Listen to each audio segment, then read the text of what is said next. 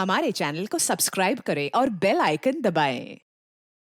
मैं हूं दयानंद शेट्टी और आप मुझे इंस्पेक्टर दया के नाम से जानते हैं। For more episodes of CID, subscribe to live crime and hit the bell icon.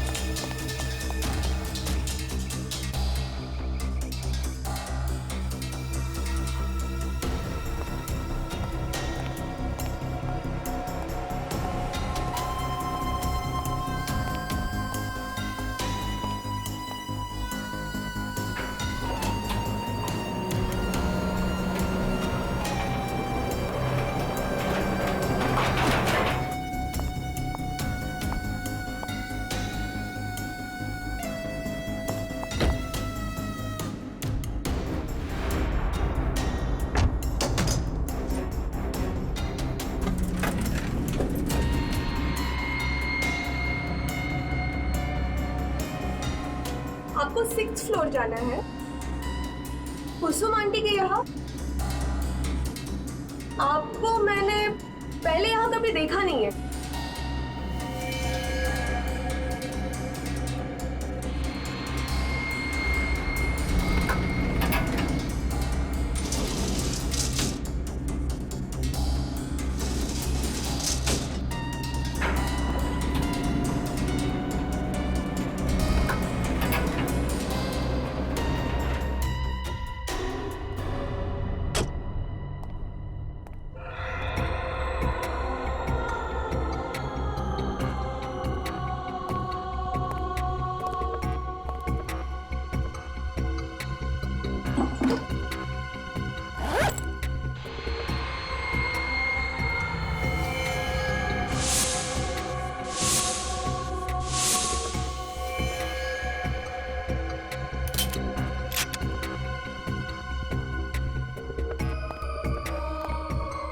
प्यार किया है मैंने तुमसे, परिवार को छोड़ा है मैंने तुम्हारे लिए। मैं मजबूर हूँ नवीन, प्लीज मुझे समझो। क्या समझूं? ये एक बेवफा से मैं वफा की उम्मीद कर बैठा। तुम्हारी जिंदगी नर्क बना दूंगा मैं सोनम, चैन से नहीं जीने दूंगा मैं तुम्हें। काट काट। अरे नवीन क्या कर रहा है यार? कोई अपनी महबूबा से इस तरह गुस्से में बात करता है क्या? उसने मुझे धोखा दिया है तो गुस्सा तो आएगा ना? आएगा, पर गुस्से के भी टाइप्स होते हैं ना यार। तू उससे प्यार करता है, तुझे दर्द हुआ है, पर तेरे गुस्से में भी वो प्यार दिखना चाहिए, तेरे आंखों में वो नमी दिखनी चाहिए। यार तुझे बड़ा एक्सपीरियंस है, तू क्यों नहीं कर देता आके? देख नवीन, ताने मत मार, मैं डायरेक्टर हूँ, तो फिर एक्टर भी बन जा। देख तू ना मुझसे भी। यार बस करो, यहाँ पर काम करने आओ या झगड़ा करने आयो? देख मैं तो मेरा काम ही कर रहा हूँ, ये नवीन है जो टेढ़ी मेढ़ी बातें कर रहा है। लगता है पैकअप होने वाला है यार। अगर तू मुझे इतने सालों बाद एक्टिंग सिखाएगा तो मुझे बुरा नहीं लगेगा क्या? ए राहुल, अरे इधर आओ। क्या हुआ यार? ये देख।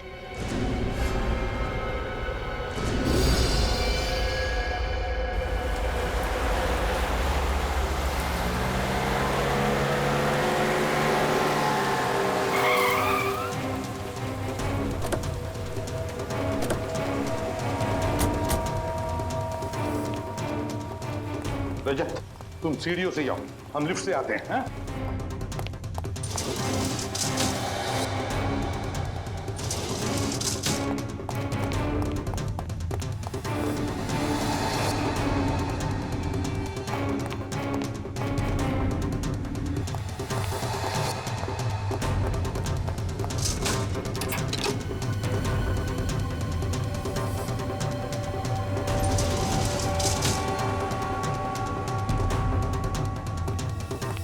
सर दरवाजा तो बंद है।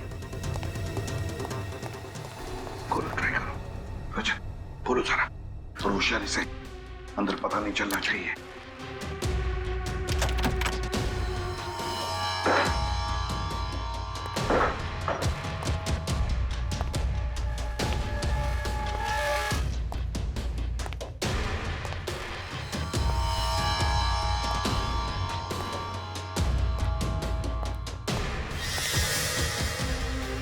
My God.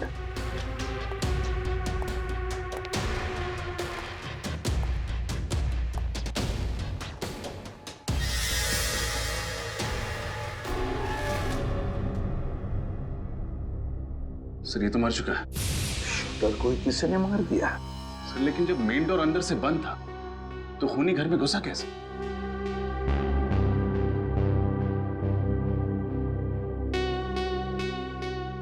खूनी घर के अंदर नहीं, घर के बाहर था। जैसे इसने अपने शिकार पर निशाना लगाया होगा, खूनी ने इस पर निशाना लगाया और गोली चला दी। इसे जरा पलटो इसे।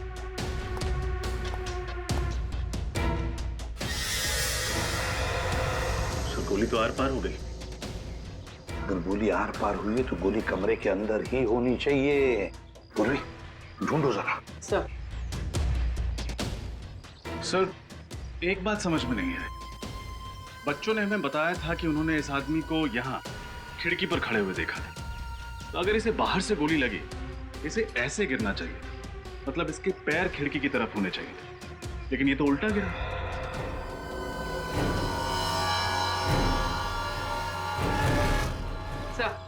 सर बुलेट कहीं नहीं मिली। अच्छा, कमरे के अंदर बुलेट नहीं मिली, ये आदमी उल्टा पड़ा है। समझ में नहीं आता ये सारा चक्कर है क्या? सर इसकी जेब में ये 2 बुलेट और कुछ पैसे मिले, कोई आईडी वगैरह कोई नाम पता नहीं मिला। ऐसा आदमी अपनी जान पहचान लेकर थोड़ी घूमेगा रजत। पर सर यहाँ ये मारने कैसे आया होगा? यहाँ खड़े होके इसी बिल्डिंग के किसी आदमी को तो मारेगा नहीं, जरूर किसी ऐसे आदमी को मारने आया होगा जो सामने रास्ते पे खड़ा होगा या फिर वहां आने वाला होगा। रजय, आते वक्त देखा था मैंने, इस बिल्डिंग के कंपाउंड के बाहर एक ज्वेलरी शॉप है और ज्वेलरी शॉप के बाहर सीसीटीवी कैमरा लगा हुआ है। CCTV camera. पूर्वी, उस सीसीटीवी कैमरा का फुटेज लेकर आओ और बिल्डिंग के वॉचमैन को भी ऊपर भेज दो। सर क्या सोच रहे हो रजय? तो सामने इतनी सारी बिल्डिंग्स हैं, इतने सारे फ्लैट्स हैं, हमें पता कैसे चलेगा कि गोली कहां से चलाई गई? पता चल सकता है रजत, जिस एंगल से गोली इस आदमी के शरीर में घुसी है, उस एंगल से पता चलेगा कि गोली चली कहां से है। गोली चली कहां से है। बॉडी को फॉरेंसिक लैब भेज तो सब पता चल जाएगा। हाँ सर, कुछ पता चला? अभिजीत, गोली तो इसे सामने से ही लगी है। सर ये हमें मालूम है, कुछ और बता सकते हो? गोली कहां से चली है, किस एंगल से चली है, ये बता सकते हैं आप? मैं तुम्हें दिखा सकता हूँ। हाँ,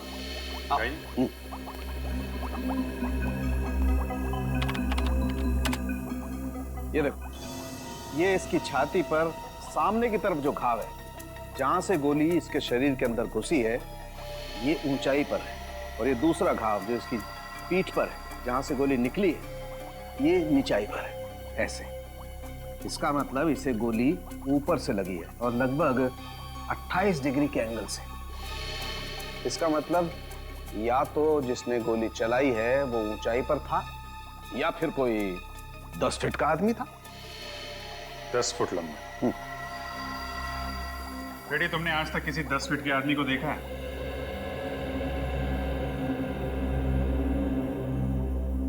नहीं सर। नहीं देखा सर। तो फिर आपकी दूसरी थ्योरी सही है, गोली सामने से चली है, ऊपर से। जी। और सर जिसने भी ये गोली चलाई है वो भी कोई प्रोफेशनल किलर है, क्योंकि इतनी दूरी से इतना एक्यूरेट, इतना सही निशाना लगा पाना किसी आम आदमी के बस की बात तो हो नहीं सकती। फिर भी रजत, एक बात अभी भी घूम रही है। इस आदमी को अगर सामने से गोली मारी गई है तो ये आदमी खिड़की से गोली लगने के बाद ऐसे गिरता, मतलब खिड़की की तरफ इसका पैर होता और सर दरवाजे की तरफ। मगर हमें इसकी लाश जब मिली तो इसका सर खिड़की की तरफ था और पैर दरवाजे की तरफ। कैसे हुआ होगा? साड़ू साहब, इसके फिंगरप्रिंट से कुछ पता चला कि ये आदमी कौन है? नहीं, वो पता नहीं लगा, क्योंकि इसके फिंगरप्रिंट्स हमारे क्रिमिनल डाटाबेस में किसी के साथ मैच ही नहीं होते। अगर इस निशानेबाज का पता नहीं चल रहा है तो फिर हमें यह पता लगाना पड़ेगा कि ये वहां पे निशाना किसे बनाने आया था। सर, उस वक्त सड़क पे बहुत सारे लोग थे और इतने सारे लोगों के बीच में इस आदमी का निशाना कौन था, कैसे पता चलेगा? रेडी, फिर भी पता तो लगाना पड़ेगा ना। सर, हमें ये पता चल चुका है कि ये राइफल किसी के नाम रजिस्टर्ड नहीं है, इसका कोई लाइसेंस नहीं है। इल्लीगल गन, ये तो पहले से ही शक था। सर, मैं एक ऐसे आदमी को जानता हूँ जो उन सभी आदमियों को जानता है जो ऐसे इल्लीगल हथियारों में डील करते हैं।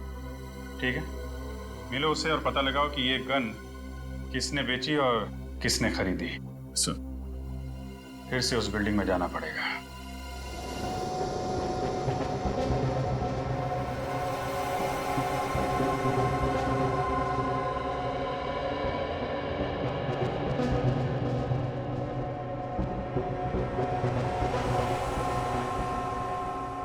बच्चों ने कहा था कि शूटर यहाँ पे ऐसे खड़ा था खिड़की में।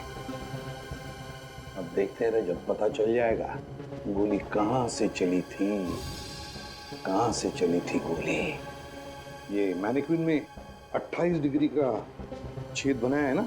Yes sir. और ये लेजर बीम कब लगेगा? ये लीजिए पूर्वी।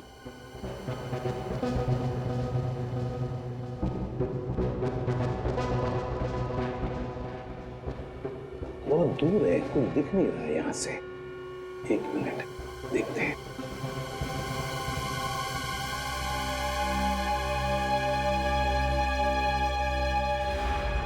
रजत, मिल गया।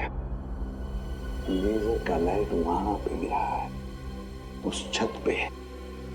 रजत, गोली यहीं कहीं से चली है, यहीं कहीं से। Yes sir. सर, हाँ, ये देखिए, यहाँ से पुतला बिल्कुल साफ दिखाई दे रहा है। हाँ, बिल्कुल साफ दिखाई दे रहा है। मतलब रजत, गोली यहीं से चली है। रजत, इस टेल्स को अच्छी तरह से ढूंढते हैं। कोई ना कोई सुराग, कोई एम्प्टी शेल तो जरूर मिलना चाहिए।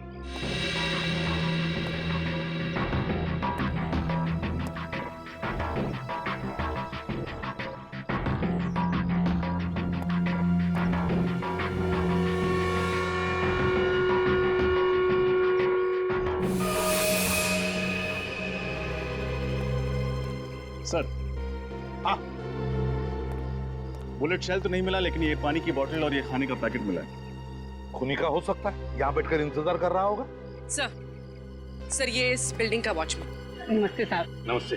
ये बताओ, क्या छत पर तुमने किसी को आते हुए देखा, बड़ी सी बैग लेकर? नहीं साहब। तो फिर ये खाने की चीज और पानी की बोतल कहाँ से आई? साहब, ये मेरा ही है। कल मेरा नाइट का ड्यूटी था और आज दोपहर का भी ड्यूटी है, इसलिए मैं घर नहीं गया था साहब, यहीं पर आकर सो गया था। तुम नीचे कब गए? साहब, यही कोई 10 मिनट पहले। मतलब कि सुबह से लेकर 10 मिनट पहले तक तुम छत पर ही थे? हाँ साहब। अच्छा, और तुमने किसी को भी छत पर आते हुए नहीं देखा? रजत, रजत, कोई शक नहीं, गोली कमरे के अंदर से ही चली है। अच्छा सर, लेकिन आपको ऐसा क्यों लगता है? रजत, सोचो जरा, अगर गोली बाहर से, मेरा मतलब है छत से चली होती, तो ये शूटर ऐसे गिरता, मेरा मतलब है सिर दरवाजे की तरफ होता और इसके पैर खिड़की की तरफ। लेकिन हमें ये कैसे मिला? इसके पैर थे दरवाजे की तरफ और सिर था खिड़की की तरफ। मतलब है गोली कमरे के अंदर से ही चली है। यस सर, तभी तो घर के अंदर कोई बुलेट नहीं मिली। गोली उसके सीने में लगी, उसकी पीठ से निकली, खिड़की से बाहर चली गई। एग्जैक्टली।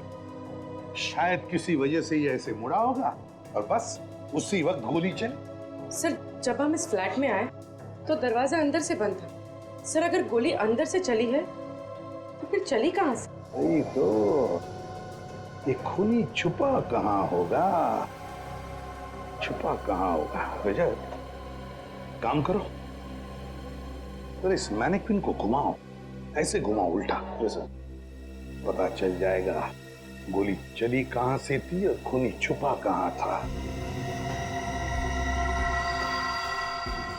अब ये जो तुम्हारा लेजर का बीम है वो छोड़ो उसमें से।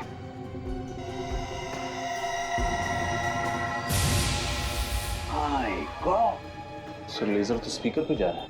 उतारो स्पीकर को और खोलो।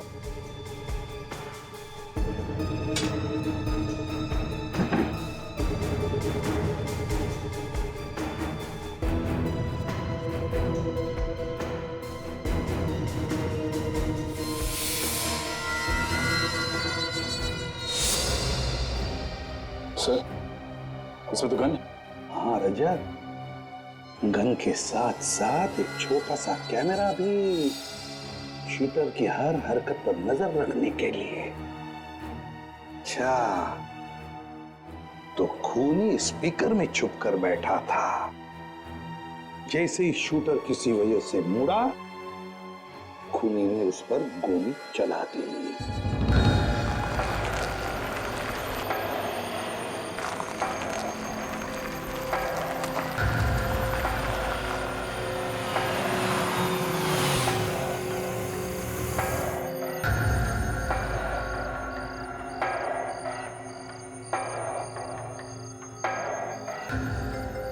इस महेश का पूरा नाम महेश गद्दार है। गद्दार कुछ भी गड़बड़ करे तो उड़ा देना से। आप फिक्र मत करो बॉस, मेरी नजर और मेरा निशाना दोनों महेश पे रहेगा।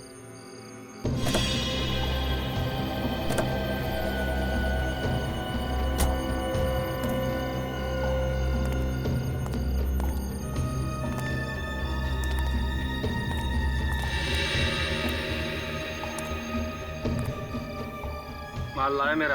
मैं जुबान का पक्का हूँ महेश बाबू। ताने मार रहा है, जरूरत पड़ी तो गोली भी मार सकता हूँ। मैंने भी हाथों में छुड़ियां नहीं पहनी, लेकिन गोलीबारी करने का मूड नहीं। चल माल दिखा। पहले पैसे दिखाओ। पैसे दिखा सर। अब क्या गिन के दिखाओ? उसकी जरूरत नहीं है। कम निकले तो बाद में हिसाब करने आता है मुझे।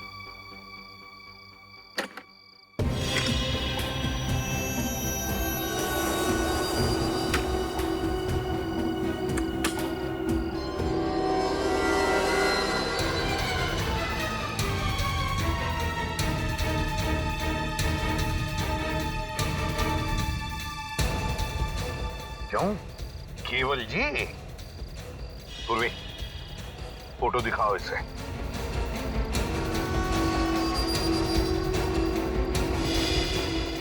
कौन है ये? जानते हो कौन है ये? नहीं सर, मैं से नहीं जानता। मैं पहली बार देख रहा हूँ सर। अच्छा, पहली बार देख रहे हो। और ये गन? गन तो पहचानते होंगे, है? नहीं?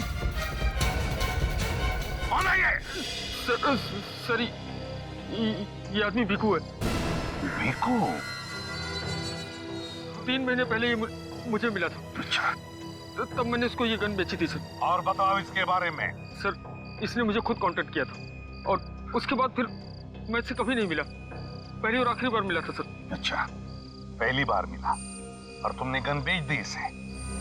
कहाँ रहता है ये भिकू?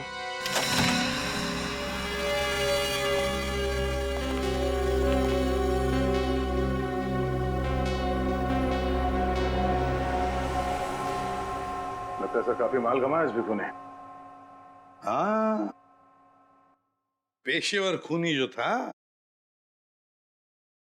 एक काम करो, इस घर की अच्छी तरह से तलाशी लो, शायद कुछ मिल जाए जिससे पता चले वो किसे मारने आया था।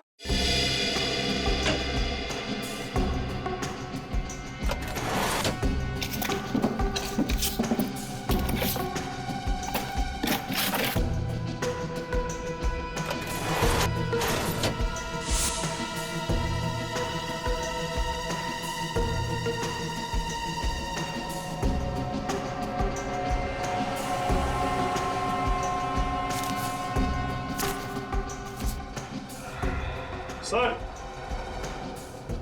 हाँ सर, ये अलग से 4 नंबर्स लिखे। सर भिकू ने ये 4 नंबर इस डायरी में क्यों लिखे होंगे? यही तो इससे पहले कि देर हो जाए पता लगाना पड़ेगा ये चारों नंबर किसके हैं। शायद भिकू इन्हें मारना चाहता था। ये रिग देख के तो ऐसा लगता है कि खूनी ने खुद अपने हाथों से ही फिट किया है। हाँ सर, और ये गन पे छोटा मोटा कैमरा लगा हुआ है। फ्रेडी, इसी कैमरे से तो वो देख रहा था कि गन के सामने कौन आ रहा है। और ये रिग रिमोट से ऑपरेट होता है, जिसके जरिए इस गन को ऊपर नीचे, ये देखिए, दाएं बाएं भी घुमाया जा सकता है। बात साफ है, खूनी कहीं दूर बैठा था और दूर से ही उसने भिकू का शिकार किया। मगर खूनी उस फ्लैट में घुसा कैसे? ये रिग वगैरह लगाने में तो काफी टाइम लगा होगा। किसी ने देखा कैसे नहीं उसे? बिल्डिंग के वॉचमैन से भी पूछा, उसे भी कुछ नहीं मालूम। और सर बिल्डिंग के मेन गेट पर जो सीसीटीवी कैमरा फिट है उसकी पूरी फुटेज चेक की, लेकिन कोई भी ऐसा आदमी नहीं दिखा जिस पर शक किया जाए। कहीं वो फेस बदल के तो नहीं आया? इलेक्ट्रिशियन, दूध वाला, पेपर वाला, फेस बदल के अंदर आया, ये रिग फिट किया और निकल गया। किसी को शक भी नहीं होगा। कुछ पता चला भिकू को कॉन्ट्रैक्ट किसने दिया था खून करने का? सर भिकू के घर से जो डायरी मिली है उसमें 4 लोगों के फोन नंबर्स मिले। कौन है ये लोग? सर नाम है मनीष, रितेश, विक्रांत और हितान। चारों बिजनेस पार्टनर्स थे। किस चीज का बिजनेस है इनका? सिक्योरिटी इक्विपमेंट का सर। ये लोग सिक्योरिटी एजेंसीज और प्राइवेट बिल्डर्स को इक्विपमेंट सप्लाई करते थे। लेकिन सर, इस तरीके का बिजनेस करने वाले इन लोगों के फोन नंबर्स एक कॉन्ट्रैक्ट किलर के पास कैसे? या तो इन चारों ने किसी की सुपारी दी होगी, या फिर किसी ने इन चारों की सुपारी दी होगी भिकू को। सर एक और बात पता चली, इन चारों में से एक पार्टनर मनीष, 1 महीने पहले ही उसका खून हुआ है। कैसे खून हुआ इस मनीष का? सर मनीष एक कॉफी शॉप में बैठा हुआ था जब किसी ने उस पर गोली चलाई। पुलिस रिकॉर्ड्स के मुताबिक 9mm की स्नाइपर राइफल की गोली थी। सर कॉफी शॉप में ही मनीष ने दम तोड़ दिया। स्नाइपर राइफल की गोली? मतलब ये चारों पार्टनर्स भिकू के निशाने पे थे। मनीष को तो उसने मार दिया, बाकी बचे इन 3 पार्टनर्स में से किसी को मारने के लिए उस फ्लैट में घुसा होगा। मगर किसको? सर उसी रास्ते पे जो ज्वेलरी शॉप के सीसीटीवी कैमरा की रिकॉर्डिंग है उसको श्रेया चेक कर रही, शायद कुछ पता चले। सर आशा, सर ये देखिए, ये आदमी कब से एक ही जगह पर खड़ा है और बार बार अपनी घड़ी चेक कर रहा है। हाँ सर, ऐसा लग रहा है जैसे ये किसी का बेसब्री से इंतजार कर रहा है।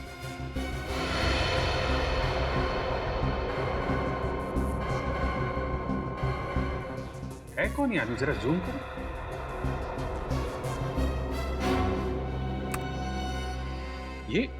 ये तो उन चारों पार्टनर्स में से एक है ना, विक्रांत?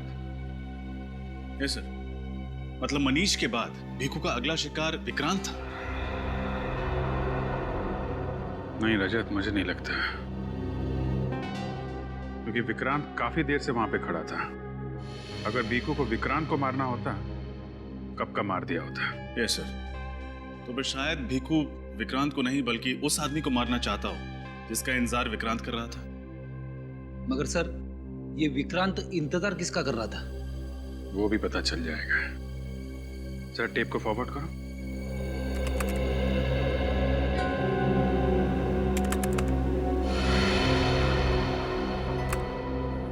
रितेश, ये तो उन्हीं का पार्टनर है।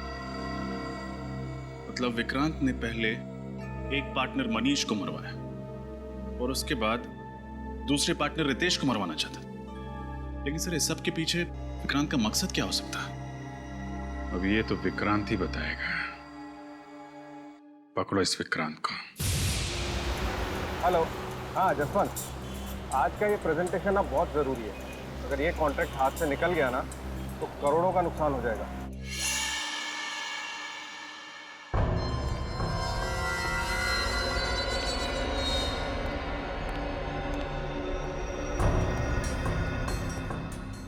मैं ऑफिस पहुंच रहा हूँ, बस गाड़ी पार्क करके मैं ऊपर आता हूँ।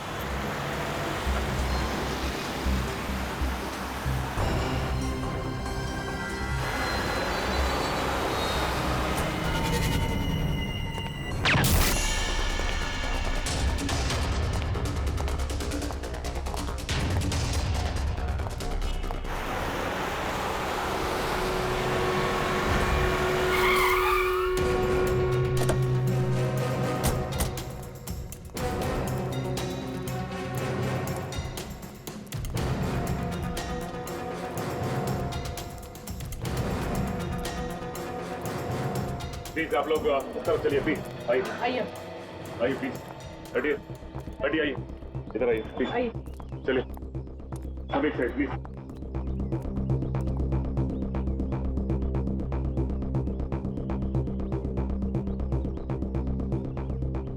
जरा पलटाओ पलटाओ इसे। इसकी छाती पे गोली मारी गई है। हाँ सचिन, इस विक्रांत को भी वहीं पर गोली मारी है जैसे मनीष को मारी थी।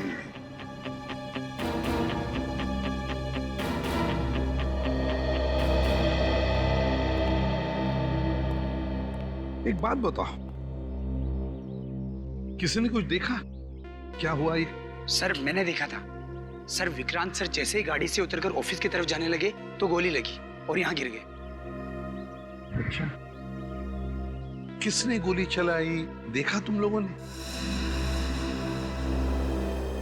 आपने किसी को भी यहाँ से बड़ा सा बैग लेके जाते हुए या लेके आते हुए देखा क्या? नहीं सर। अच्छा चलो, गोली चलने की तो आवाज सुनी होगी किसी ने? नहीं सर। अरे नहीं? अच्छा, विक्रांत का ऑफिस कहाँ पर है? उस तरफ है विक्रांत जी का ऑफिस।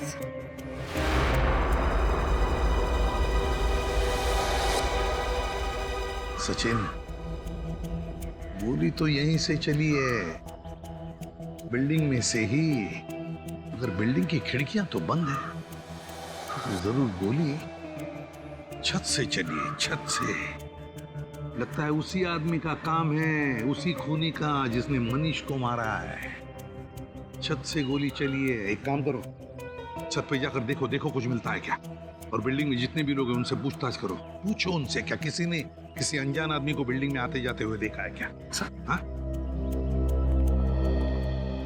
सर, हम जिसे खूनी समझ रहे थे उसी का किसी ने खून कर दिया। वही तो हम सोच रहे थे कि विक्रांत रितेश को मारना चाहता है, या तो विक्रांत को ही किसी ने मार दिया।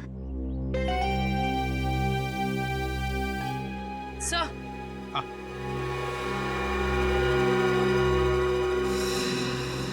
सर ये देखिए, ये फोन शायद इस विक्रांत का है। देखो, इसने आखिरी बार किससे बात की थी? हाँ सर। सर, इसने आखिरी बार किसी जसवंत से बात की थी। जसवंत? जसवंत तो विक्रांत का मैनेजर है। ये क्या हो रहा है सर? इन चारों पार्टनर्स के एक के बाद एक खून हो रहा है। एक बात बताओ जसवंत, विक्रांत इस वक्त ऑफिस में आने वाला था, ये और किस किस को पता था? वो तो हर रोज 10 बजे आते हैं सर, ये तो सारे स्टाफ को पता है। आखिरी बार तुम्हारी बात हुई थी विक्रांत के साथ? जी सर। क्या बात हुई थी? सर, वो तो एक प्रेजेंटेशन के बारे में बात कर रहे थे। प्रेजेंटेशन? और कुछ नहीं? जी सर। किसी पर शक है तुम्हें? किसने किया होगा ये? ऐसा कौन हो सकता है सर? मैं किस पे शक करूं जिसने मेरे पार्टनर विक्रांत को मार दिया? सिर्फ विक्रांत ही नहीं, खूनी कोई ऐसा आदमी है जो तुम चारों का दुश्मन है। क्या? हाँ, वो तुम चारों को खत्म करना चाहता है। लेकिन सर, मेरी तो ये समझ में नहीं आ रहा है कि हम चारों ने उसका क्या बिगाड़ा है। वो हमें क्यों मारना चाहता है? कल तुम और विक्रांत एक बिल्डिंग के नीचे मिलने वाले थे, है ना? हाँ सर। वहां भीखू नाम का एक शूटर तुम्हें निशाना बनाने वाला था, तुम्हें, मगर किसी ने उसे ही मार दिया। क्या? भीखू मुझे मारना चाहता था? हाँ, हमें लगा था कि सबके पीछे विक्रांत का हाथ है और उसी ने भीखू को तुम्हें मारने का कॉन्ट्रैक्ट दिया था। नहीं नहीं सर, ऐसा नहीं हो सकता। विक्रांत मेरा पार्टनर ही नहीं था, मेरा एक अच्छा दोस्त भी था। आपका चौथा पार्टनर मिस्टर हितांक फिलहाल कहाँ पर है? वो तो पिछले 1 महीने से शहर से बाहर गया हुआ है। उसके पिताजी की तबीयत खराब है। कब आने वाला है? उसने कहा तो था कि वो जल्द से जल्द लौटने की कोशिश करेगा। कुछ दिन पहले तुम्हारा एक्सीडेंट हुआ था, है ना? जी हाँ सर। क्या हुआ था? 5 मई को मैं अपनी बीवी और बच्चे के साथ एक पार्टी से वापस लौट रहा था। गाड़ी का टायर बीच में ही फट गया और एक्सीडेंट हो गया। उस एक्सीडेंट में मेरी बीवी और बच्चे तो मर गए, लेकिन मैं पता नहीं कैसे बच गया। ये अचानक टायर फटा कैसे? दरअसल मेरी गाड़ी पर किसी ने गोली चलाई थी। वो गोली गाड़ी के टायर पर लगी और टायर फट गया। गाड़ी बहुत स्पीड में थी और मैं उसे कंट्रोल नहीं कर पाया, बस। अच्छा, क्या तुम्हारा कोई दुश्मन है? मेरा मतलब है कोई बिजनेस राइवल? नहीं नहीं सर, मैं जानता हूँ कि बिजनेस में कॉम्पिटिटर्स होते हैं, राइवल्स होते हैं, मुझे नहीं लगता कि हमारा कोई दुश्मन होगा। सर, हाँ, बिल्डिंग की छत पे से मुझे ये बुलेट का शेल मिला है। 9mm shell, long range rifle का शेल ही है। सर फिर तो एक बात पक्की है कि खूनी ने विक्रांत पर छत से ही गोली चलाई है। हाँ पूर्वी, हमारा शक सही निकला। जिसने मनीष पर गोली चलाई उसी ने विक्रांत को भी मारा है। उसी ने विक्रांत पर गोली चलाई है। सचिन, खूनी को किसी ने आते जाते देखा बिल्डिंग में? सर मैंने सारे ऑफिसेज में चेक किया, लेकिन किसी ने भी उसे नहीं देखा है। पर सर ऐसे कैसे हो सकता है? वही तो, कहीं से तो घुसा होगा वो बिल्डिंग में, कहीं से तो घुसा होगा। सर बिल्डिंग के सेकंड फ्लोर पे रेनोवेशन का काम चल रहा है और मजदूरों का आना जाना लगा रहता है, इसलिए बिल्डिंग वालों ने पीछे का रास्ता खोल दिया उनके लिए। बस तो वहीं से घुसा है वो, शायद बेस बदल कर, और फिर अपना काम करके भगदड़ का फायदा उठाकर भाग गया वहीं से। ये आदमी तो बहुत खतरनाक लग रहा है सर। हाँ, बहुत ही खतरनाक आदमी है वो। 3 खून कर चुका है वो। तुम भी संभल के रहना। तुम जहां भी जाओ किसी को भी पता नहीं चलना चाहिए। और सचिन, इनका चौथा पार्टनर हितांग, उसे कांटेक्ट करो और उससे कहो कि जैसे वो शहर में आए हमें इन्फॉर्म करें। सर रितेश अपने परिवार के साथ जब एक पार्टी से लौट रहे थे तब उनकी गाड़ी पर गोली चलाई गई जो टायर पे लगी। रितेश गाड़ी को कंट्रोल नहीं कर पाए और गाड़ी फांजा ब्रिज से नीचे गिर गई। इस एक्सीडेंट में उनकी पत्नी और उनके इकलौते बेटे की मौत हो गई, लेकिन वो बच गए। और ये एक्सीडेंट हुआ कब? सर मनीष के खून के 1 हफ्ते बाद। तो कहीं इस भीकू का हाथ तो नहीं है इस एक्सीडेंट में? सर मेरा तो रितेश पर शक पक्का हो रहा है। हो सकता है अपने परिवार और अपने पार्टनर्स का बदला लेने के लिए उसी ने भीकू पर गोली चला दी। हम अगर भीकू पे तो रिमोट कंट्रोल से गोली चलाई गई है और फुटेज में दिख रहा है रितेश विक्रांत के साथ मिलने आया था। अगर उसने कुछ किया होता तो हमें दिख जाता फुटेज में। अगर रितेश या हितांग ने भीकू का खून नहीं किया तो फिर किसने किया? कहीं ऐसा तो नहीं कि इनके किसी बिजनेस राइवल ने भीकू को कॉन्ट्रैक्ट दिया हो इन्हें मारने के लिए? इन चारों पार्टनर्स के बिजनेस राइवल के बारे में पता लगा है क्या?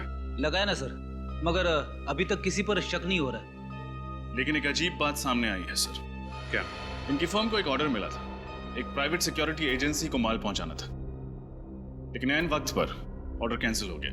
तो उस ऑर्डर का इन पार्टनर्स की मौत के साथ कोई संबंध हो सकता है सर। ऑर्डर बड़ा था, करोड़ों रुपए का। ऐन वक्त पर ऑर्डर कैंसिल होने की वजह से इनको बहुत बड़ा नुकसान उठाना पड़ा था, बल्कि आज भी कंपनी कर्जे में डूबी हुई है। और ये ऑर्डर कैंसिल होने की वजह? सर वो तो पता नहीं चल पाया है, लेकिन चारों पार्टनर्स के खिलाफ एक कोर्ट केस चल रहा है। और सर इसी टेंशन की वजह से एनुअल जनरल मीटिंग में उन चारों पार्टनर्स के बीच झगड़ा भी हुआ था। पता लगा उस कॉन्ट्रैक्टर ने अपना ऑर्डर कैंसिल क्यों किया था। शायद वहीं से हमें कोई नया सबूत या सुराग मिल जाए जो इस केस को सुलझाने में हमारी मदद कर सके। सीआईडी, आपसे कुछ सवाल पूछने। सवाल? कैसे सवाल? रेडियंट सिक्योरिटी इक्विपमेंट के 4 पार्टनर्स मनीष, हितांग, रितेश और विक्रांत तो आप जानते हैं? जी हाँ, वो हमारी सिक्योरिटी कंपनी के सबसे बड़े सप्लायर हैं। तो फिर उनका एक बड़ा ऑर्डर लास्ट मोमेंट पर कैंसिल क्यों किया आपने? इसलिए कर दिया कि उनके क्वालिटीज एकदम घटिया और दाम एकदम ऊंचे थे। आपकी एजेंसी ने उनकी कंपनी के खिलाफ कानूनी कार्रवाई भी शुरू कर दी थी। वो क्यों? और मैं क्या करता? देखिए, शहर के वीवीआईपीज, बड़े बड़े सेलिब्रिटीज हमारे क्लाइंट हैं। हम प्राइवेट बैंक्स को भी सर्विस प्रोवाइड कराते हैं और इस घटिया क्वालिटी की वजह से हमारे कुछ क्लाइंट्स राइवल्स के पास चले गए और कुछ लोगों की तो मौत हो गई। ओह, यानी कि बात सिर्फ ऑर्डर कैंसिल करने तक नहीं है, बात बहुत आगे बढ़ चुकी है। जी हाँ, हमने इनके खिलाफ कोर्ट में केस दर्ज कर दिया है। इन चारों की लापरवाही और लालच की वजह से ये लोग मरे, हमारी वजह से नहीं। और अगर हम कोर्ट में केस जीत जाते हैं तो ये चारों के चारों जेल में सड़ेंगे। सर ये मामला तो और भी संगीन होता जा रहा है। शायद इसी वजह से कोई है जो चारों पार्टनर्स को मारना चाहता है। अच्छा, कोई और है जिसको ये करोड़ों का ऑर्डर कैंसिल होने से घाटा हो सकता हो, जिसको इतना नुकसान हुआ हो कि वो चारों पार्टनर्स को नुकसान पहुंचाने की सोचे? रेडियंट कंपनी को फाइनेंस 2 ही लोग कर रहे थे, हर्षद और शांतनु, और ये डील कैंसिल हो जाने से उन्हें करोड़ों रुपए का नुकसान हुआ था। फिलहाल तो शक की सुई इन दो फाइनेंसियर्स हर्षद और शांतनु पर आकर अटक गई। हो सकता है गुस्से में आकर उन दोनों ने इन चारों पार्टनर्स को मारने का प्लान बना लिया। श्रेया, इन दोनों फाइनेंसियर्स के बारे में सारी इंफॉर्मेशन निकालो। हेलो, हाँ बोलो। क्या? ठीक है। क्या हुआ सर? चौथा पार्टनर हितांग शहर में वापस आ गया है और उसने एयरपोर्ट के पास एक होटल में चेक इन किया है। इससे पहले कि वो शातिर खूनी उस पर जानलेवा हमला करे, उसको रोकना होगा।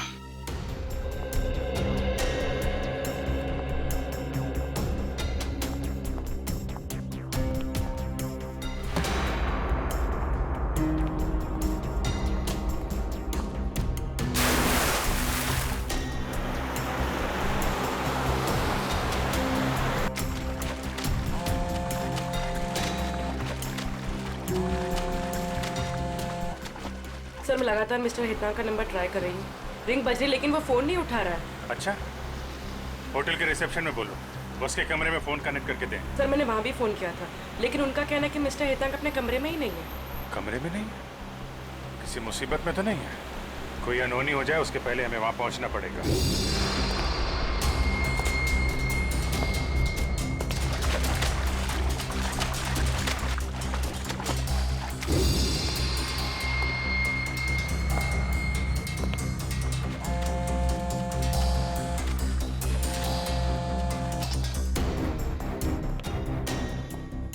अरे सुनो, हाउसकीपिंग का सारा स्टाफ कहाँ है? मैं कब से उन्हें ढूंढ रही हूँ। मुझे मन्नू से बात करनी है। मैं तुमसे बात कर रही हूँ। क्या नाम है तुम्हारा?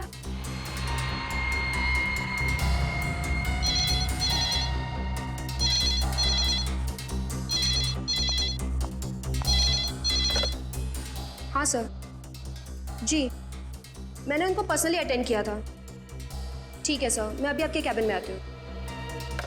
सुनो, मन्नू मिले ना तो उसको कहना मुझसे आके मिले। मैं एक मैनेजर से मिलके आती हूँ। वो जो दोनों फाइनेंसर्स थे हर्षद और शांतनु, उनके बारे में क्या पता चला? सर दोनों पार्टनर्स बिजनेस के सिलसिले में पिछले 1 महीने से विदेश में हैं सर। सर अगर दोनों 1 महीने से विदेश में हैं, तो फिर इन पार्टनर्स को फोन कौन कर रहा है?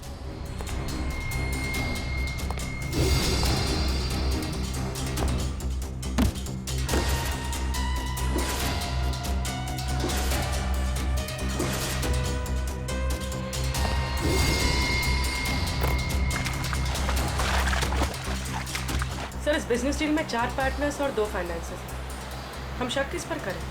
उस पर जिसे हम अब तक नजरअंदाज करते आए हैं।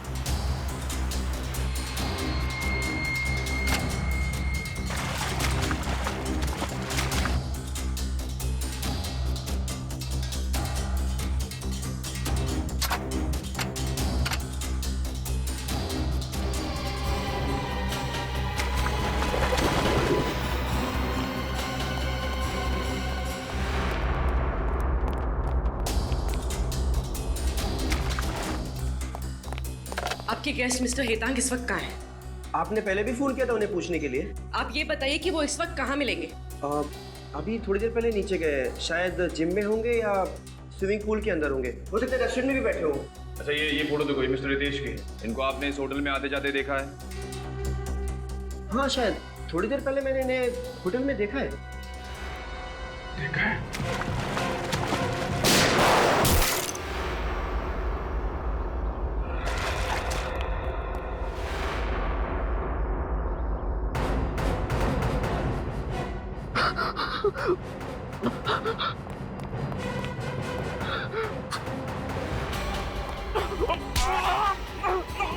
नहीं छोड़ूंगा मैं तुम्हें। हाँ सर, हाँ मैंने ही सबको मार दिया। क्यों? वो तो तुम्हारे बिजनेस पार्टनर थे ना, दोस्त थे तुम्हारे। दोस्त नहीं थे सर, ये लोग गद्दार थे। मेरी वजह से इन लोगों को लाखों करोड़ों का कॉन्ट्रैक्ट मिला, मगर इन लोगों ने मार्केट में हल्की क्वालिटी का जाली माल बेचना शुरू कर दिया। तो तुम पुलिस में रिपोर्ट लिखवा सकते थे। हाँ, जब तक मुझे पता चलता तब तक बहुत देर हो गई थी। कॉन्ट्रैक्टर ने हम पर क्रिमिनल केस दर्ज कर दिया था। मैंने अपना मुंह खोलने की ठानी, मगर इन लोगों ने उल्टा मेरा ही मुंह बंद करने की कोशिश की। जब तुमने चुप रहने से इनकार कर दिया तो उन्होंने तुम्हारा और तुम्हारे परिवार का एक्सीडेंट करवा दिया, जिसमें तुम्हारी पत्नी और तुम्हारा बच्चा तो मर गए, लेकिन तुम बच गए। हाँ सर। उसके बाद मैंने सोचा अगर मैं पुलिस के पास गया तो ये मेरे माँ बाप को भी मार डालेंगे, और इसलिए मैंने भीखू कॉन्ट्रैक्ट किलर को हायर किया। और उससे तुमने 4 लोगों के नाम और नंबर दे दिए, जिसमें से एक नाम तुम्हारा भी था। वो सबको गुमराह करने के लिए था। भीखू से मैंने केवल फोन पे बात की थी, उसने मुझे देखा नहीं था। कुछ पैसे मैंने उसके अकाउंट में ट्रांसफर कर दिए थे। भीखू ने सबसे पहले मनीष को कॉफी शॉप में मारा, और उस दिन जब वो तुम्हें विक्रांत को मारने वाला था, उसके पहले ही तुमने भीखू को उड़ा दिया है? जिस फ्लैट से मैंने भीखू को विक्रांत और रितेश यानी मुझ पर गोली चलाने के लिए कहा था, वो फ्लैट मेरा नहीं था, वो फ्लैट मेरे दोस्त का था। मैं उस बिल्डिंग में एसी का मैकेनिक बनकर दाखिल हुआ, और इसलिए मुझे कोई पहचान नहीं पाया। और भीखू के आने से पहले तुम उस फ्लैट में गए और वहां पे वो रिमोट कंट्रोल वाली गन लगा दी, जिससे तुमने भीखू को मार डाला। तुमने भीखू को बलि का बकरा बनाया ताकि लोगों को लगे कि तुम भी उसका टारगेट थे, और उसके बाद मैंने विक्रांत को खुद ही खत्म कर दिया। और अगर आज आप लोग टाइम पर नहीं आते ना सर, तो मैं इस हितांग को भी गोली मार देता। बदले की आग ने तुम्हें खुद मुजरिम बना दिया है। इस हितांग को तो उसके किए की सजा मिलेगी, लेकिन 3 खून करने के जुर्म में तुम्हें सिर्फ फांसी होगी, फांसी।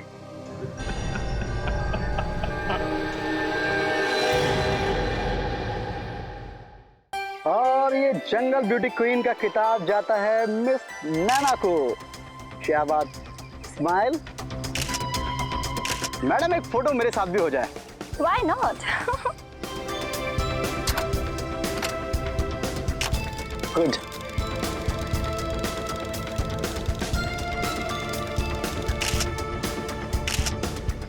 चलो अब बस बहुत हो गया, अब घर चलते हैं। अरे भाई यार, इतनी भी क्या जल्दी है? अभी थोड़ा घूमेंगे और शेर वेर की फोटो खींचेंगे, उसके बाद चलते हैं। वो शेर है, बटेर नहीं जिसकी तुम फोटो खींचोगे। अरे तो हम कौन सा शेर से कम है भाई, हम भी तो बब्बर शेर हैं। ओह, तो तुम बब्बर शेर हो? मैं तो आज तक तुम्हें इंसान ही समझती रही। चलो चले यहाँ से। शायद भगवान को भी तुम्हारी ये बात पसंद नहीं आई। चलो फटाफट निकलते हैं अभी यहाँ से। बारिश कहाँ से आ गई यार? चलो निकले यहाँ से।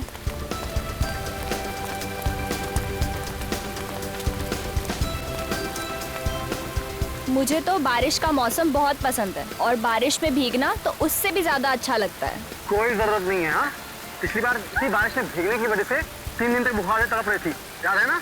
हाँ बाबा, याद है। अभी बस यही खड़े रहो, और जब ये बारिश हुएगी उसके बाद ही हम यहाँ से बाहर निकलेंगे, ठीक है? तुम ना बस चुप रहो।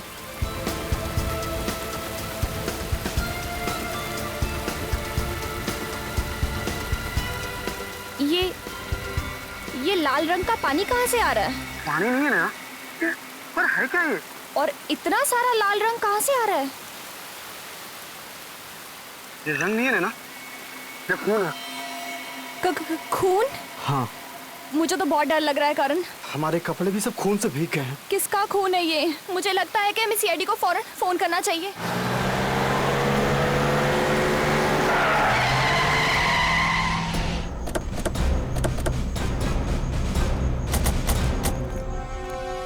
आप लोगों ने फोन किया था? यस सर, मैं करण हूँ और ये नैना।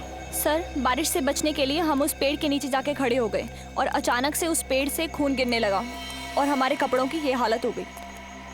ये इतना सारा खून इस पेड़ पे से गिरा? हाँ सर।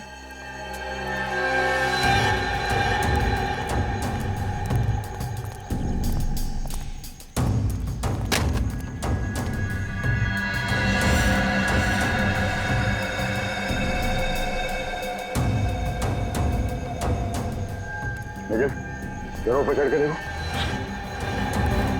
पंकज, मत करना इसको।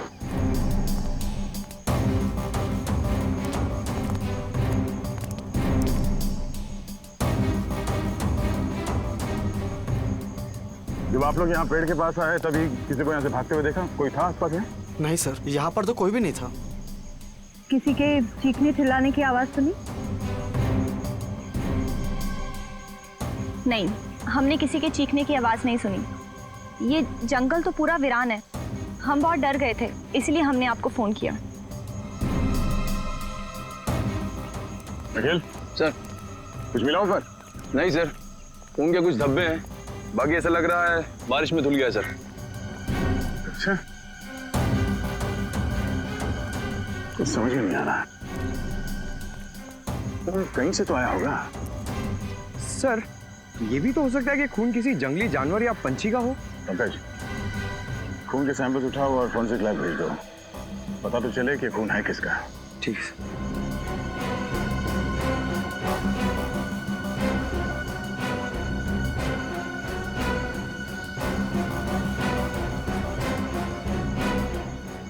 आसपास जंगल को अच्छी तरह से चेक करते हैं, तो जरूर यहाँ पे कुछ हुआ है।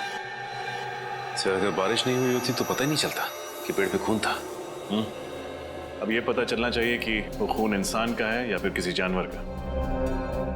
पेड़ पर से जो खून के सैंपल आप लोग लेकर के आए हैं, वो खून किसी जंगली जानवर का नहीं है, एक इंसान का है। क्या?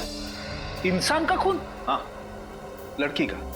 ये खून एक लड़की का है। लड़की का खून? लेकिन लड़की का खून पेड़ पे कैसे है? भाई ये तो अब आप लोग ढूंढिए, मुझे जो पता चला मैंने आप लोगों को बता दिया। सर, मतलब ये लड़की कहीं ऊपर से गिरी है पेड़ पर और पेड़ पर इसका खून लग गया। लेकिन अगर कोई लड़की ऊपर से गिरी है फिर वो जख्मी हालत में गायब कहाँ हो गई? क्योंकि अब तक जंगल के किसी भी हिस्से में ना तो हमें किसी का खून मिला है और ना ही कोई लाश। सर, आप रेडी? उस जंगल के इलाके का नक्शा मिल गया सर। नक्शा मिल गया? हाँ सर। चलो दिखाओ।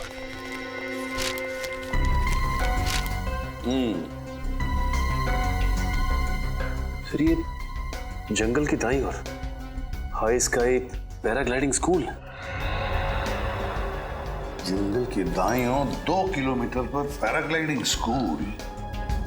पैराग्लाइडिंग स्कूल तो हो सकता है कोई पैराग्लाइडिंग करते वक्त ऊपर से नीचे जमीन पर गिर गया हो।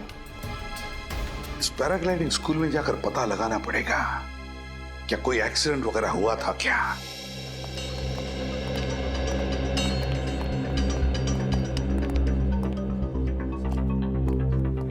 हेलो सर, मैं इस पैराग्लाइडिंग स्कूल का चीफ इंस्ट्रक्टर हूँ सर, रोहन।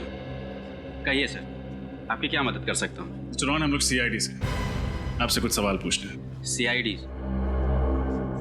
आइए सर। क्या बात है सर? दरअसल पास के एक जंगल में एक पेड़ पर हमें एक लड़की का खून मिला। क्या बात कर रहे हैं सर?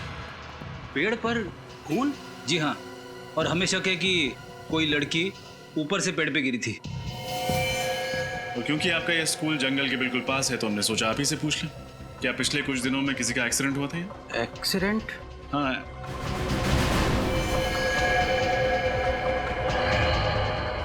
आपके हाथ पे चोट लगी हुई है, काफी खून जम गया है। हाँ सर, वो मैं एक्चुअली आपको बताने ही वाला था। मैं वो तो बताइए। हाँ सर, वो एक्चुअली कुछ दिनों पहले यहाँ एक ऐसा एक्सीडेंट तो हुआ था। किसका? एक लड़की थी, पैराग्लाइडिंग करने आई थी। मैं खुद उसके साथ पैराग्लाइडिंग कर रहा था सर। हाँ, तो शुरुआत में तो सब कुछ ठीक रहा सर, लेकिन जैसे ही हम जंगलों के ऊपर से गुजरने लगे तो अचानक से उस लड़की ने अपनी सेफ्टी जैकेट का बकल खोल दिया सर और नीचे कूद गई। नीचे कूद गई? हाँ सर, मैंने उसे बचाने की बहुत कोशिश करी, लेकिन मुझे तो ये लग रहा है सर कि वो आत्महत्या करने के लिए ही पैराग्लाइडिंग कर रही थी। आपने उसे ढूंढने की कोशिश नहीं की? की सर, बहुत ढूंढने की कोशिश की, लेकिन वो नहीं मिली। मैंने पुलिस में रिपोर्ट लिखवाई है सर। ये लड़की कौन थी? उसके डिटेल्स तो होंगे आपके पास? हाँ सर, अभी लिखा। सुमित, देखना कहाँ है?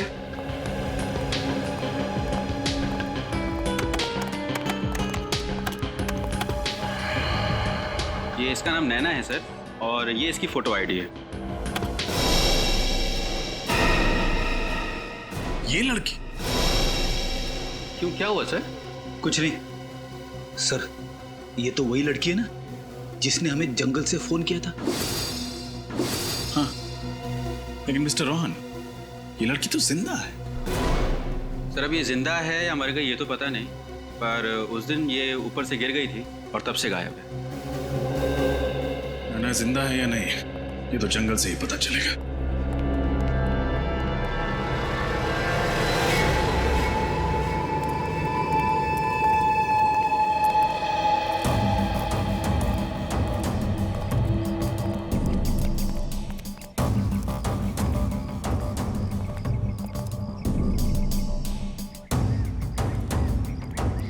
खून के निशान तो यहाँ आसपास कहीं दिख नहीं रहे।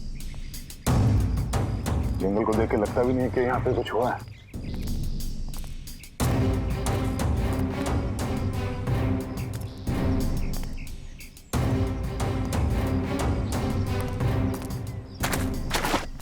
अरे निखिल, न जाने कहाँ जाके फंसते रहते हो। निकलो बाहर।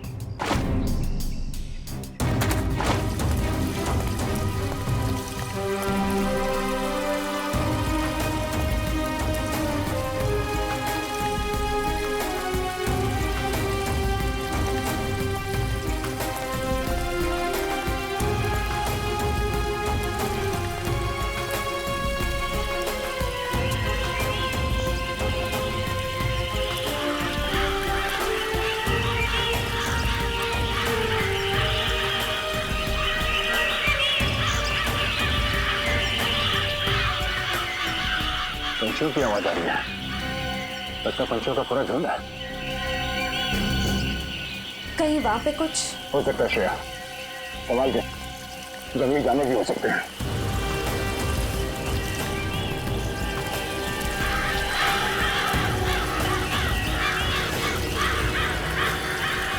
Oh no.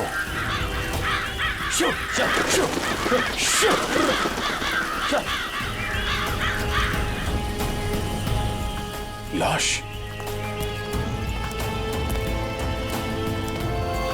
सर लाश की हालत तो बहुत बुरी हो चुकी है। कपड़े से तो ये लाश किसी लड़की की लगती है।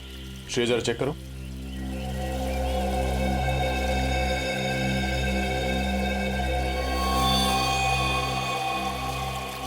सर लाश तो बहुत बुरी तरह से सड़ने लगी, चेहरा भी बिगड़ गया है।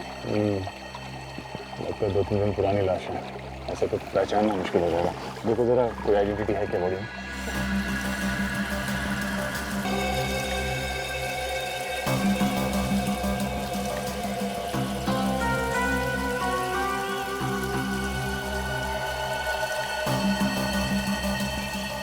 नहीं सर, कोई आईडी प्रूफ नहीं है। जंगल में कौन हो सकती है? सर कहीं ये वही औरत तो नहीं जिसे हम ढूंढ रहे हैं? नैना तो जिंदा है, शायद ये वही होगी जो पेड़ से गिरी।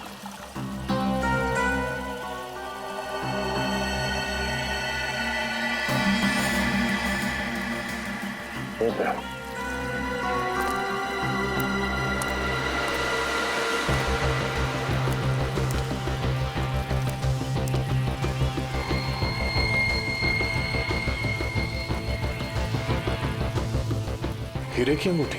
सर लेडीज अंगूठी लगती है। एक काम करो, लाश को फॉरेंसिक लैब भेज दो। शायद पता चल जाए ये लड़की कौन है और ये अंगूठी किसकी है। आप लोगों का अंदाजा एकदम सही था। पेड़ पर जो खून मिला था वो इसी लड़की का था। क्या? तो आसमान से जो लड़की गिरी थी वो ये थी? और इसकी मौत लगभग 4-5 दिन पहले हुई है। और एक बात, इसके इन कपड़ों से हमें 2 लोगों का खून मिला है। क्या? 2 लोगों का खून? हाँ, एक खून तो इसी का है, लेकिन दूसरा खून किसका है वो पता नहीं। एक और खास बात, इस लड़की के स्किन के टिश्यूज में हमें एक खास किस्म का केमिकल मिला है। केमिकल? कैसा केमिकल? टायरिन। और ये टायरिन नाम का केमिकल ड्रग्स या दवाइयां बनाने के काम में आता है और ये आसानी से नहीं मिलता है। दवाई बनाने वाली कंपनियों को भी ये केमिकल लेने के लिए सरकार से लाइसेंस लेने की जरूरत पड़ती है। तो इस लड़की का किसी न किसी फार्मास्यूटिकल कंपनी से कोई कनेक्शन तो जरूर है। सर फिर तो ये लड़की अक्सर दवाइयों की फैक्ट्री में जाती होगी या फिर वहां काम करती होगी। तो अब क्या करें सर? शहर की सारी फार्मास्यूटिकल कंपनीज में पूछताछ करते हैं। पता लगाना होगा कि कहीं की कोई एम्प्लॉय पिछले कुछ दिनों से गायब है क्या? मगर रोहन तो कह रहा था कि नैना पैराग्लाइडिंग करते समय ऊपर से कूद गई, लेकिन यहाँ तो हमें किसी और की लाश मिली। इसका क्या मतलब हो सकता है? इसका मतलब ये है कि हमें रोहन से जाकर पूछना होगा कि उसने हमसे झूठ क्यों कहा। वो जो टेक ऑफ के समय की हमारा थोड़ा सा बैलेंस में प्रॉब्लम है, बाकी सब ठीक है, बाकी सब हो जाए। अरे सर आप लोग फिर यहाँ तुम जाओ, मैं बाद में बात करता हूँ। नैना के बारे में कुछ पता चला सर? इतने भोले मत बनो, पहले ये बताओ तुमने हमसे झूठ क्यों कहा था? मैं समझ नहीं पा रहा हूँ, आप लोगों को ऐसा क्यों लगता है कि मैंने जो भी कुछ कहा था वो झूठ था, जबकि मैंने आपसे जो भी कुछ कहा है सब सच है सर। आप फिर झूठ बोल रहे हैं, और पहले भी आपने हमसे झूठ कहा था कि नैना पैराग्लाइडिंग करते हुए ऊपर से कूद गई थी। ये यकीनन सच है सर, वो नैना ही थी, यही सच है। अच्छा, अगर ये सच है तो मेहरबानी करके ये भी बता दो कि जिस जगह पर तुमने कहा था कि नैना ने छलांग लगाई थी, उस जगह पर नैना की बजाय किसी और लड़की की लाश क्यों मिली हमें? क्या? किसी और लड़की की लाश? कौन लड़की? अब तक इसका पता नहीं चला है, लेकिन ये पक्का है कि वो नैना नहीं थी। अब आप बताइए कि सच्चाई क्या है? सर मैंने आप लोगों से जो भी कुछ कहा है वो सब सच है सर, और अगर आप लोगों को मुझ पे यकीन नहीं है सर तो यहाँ ये सुमित सर, ये सुमित है सर, ये भी यहीं पे काम करता है और इसे सब कुछ पता है सर। जब उस दिन नैना नहीं मिली तो मैंने इसको सब कुछ बताया था सर, और उसके बाद पुलिस स्टेशन हम लोग साथ साथ गए थे कंप्लेंट करने सर, आप इससे पूछ सकते। तुम यहीं रुको। बताओ। रोहन सच कह रहा है सर, उसने मुझे नैना के बारे में तभी बताया था सर। बताने से क्या होता है? तुमने नैना को देखा था? टेक ऑफ पॉइंट से मैंने अपने आंखों से नैना और रोहन को टेक ऑफ करते हुए देखा था सर। पूरे यकीन के साथ कह सकते हो कि वो नैना ही थी? हाँ बिल्कुल सर। अगर नैना सचमुच पैराग्लाइडिंग करते समय गिरी है तो फिर हमें उसकी जगह पे किसी और लड़की की लाश कैसे मिली? और फिर ये नैना है कहाँ पे? उस दूसरी लड़की की पहचान होना जरूरी है। और नैना कहाँ रहती है? नैना पैराग्लाइडिंग करते हुए कूद गई और बच गई, और उसने हमें फोन करके बुलाया, लेकिन वो कैसे बच गई, उसे बचाया किसने, और उसने हमें जंगल में क्यों बुलाया? और ये नैना अब खुद ही गायब है, किसी को भी इसके बारे में कुछ नहीं पता, यहाँ तक कि उसका बॉयफ्रेंड भी ढूंढ रहा है उसे। शायद उसके घर से कोई सुराग मिले।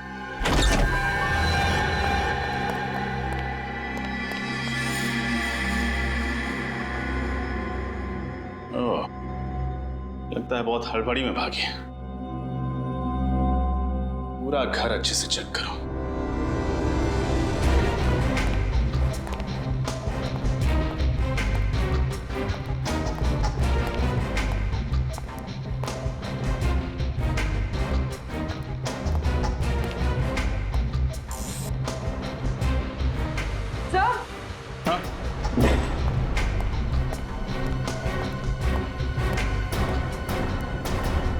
सब कबर तो खाली है। नैना अपना सारा सामान लेकर फरार हो गई। इसका मतलब इस मर्डर में जरूर उसका कोई ना कोई हाथ है। हाँ सचिन, ये देखिए, इस ड्रॉर में से ये नक्शा मिला है। ये तो उसी जंगल का नक्शा है जहां पेड़ पर खून मिला। और सर ये नक्शा तो पैराग्लाइडिंग स्कूल का है। अरे दोनों नक्शों पर निशान बनाए हुए हैं, लेकिन ये नक्शे नैना के पास कैसे, और उसे इनकी क्या जरूरत पड़ गई? सर अब तक हम 6 फार्मास्यूटिकल कंपनीज में पता कर चुके हैं जहां टायरीन इस्तेमाल किया जाता है, लेकिन हमारे हाथ कुछ भी नहीं लगा। देखते हैं यहाँ क्या पता चलता है। एक्सक्यूज मी, हमें मैनेजर से मिलना है। वो रही। जी कहिए। एक मिनट प्लीज, आप बैठिए, मैं आता हूँ। नहीं मैनेजर, हम लोग सीआईडी से हैं, आपसे कुछ सवाल पूछना चाहते हैं। सीआईडी? जी। क्या आपके स्टाफ में ऐसी कोई लड़की है जो 5-6 दिनों से काम पे नहीं आ रही है? क्या बात क्या है सर? एक्चुअली जंगल से हमें एक लड़की की लाश मिली है, और हमें ये पता चला है कि वो ऐसे किसी फार्मास्यूटिकल कंपनी में काम किया करती थी जहाँ पे टायरिन का इस्तेमाल होता है। आपके यहाँ होता है ना? जी सर। सर पिछले हफ्ते हमारे कंपनी के लोगों की एक टीम पिकनिक के लिए गई थी पूना, तो वहाँ एक एक्सीडेंट हुआ था। एक्सीडेंट? हाँ सर, उनमें से एक लेडी स्टाफ का वहाँ बहुत ही बुरी तरह से एक्सीडेंट हुआ था। नाम क्या था उनका? जूही। ये एक्सीडेंट हुआ कैसे था? सर हमें पता चला कि वो किसी पहाड़ की चोटी से गिर गई थी और उस पहाड़ की ऊंचाई इतनी थी कि उसकी लाश आज तक नहीं मिली सर। अरे बाप रे, ये तो बहुत बुरी बात है सर। लड़की ऊपर पहाड़ से गिरी और उसकी लाश भी नहीं मिली। पंकज, जिस लड़की की लाश हमें जंगल से मिली है, कहीं वो जूही तो नहीं? इस जूही के डिटेल्स ले लो और इनके घर वालों को फॉरेंसिक लैब बुलाओ डीएनए टेस्ट के लिए। पता चल जाएगा लाश किसकी है।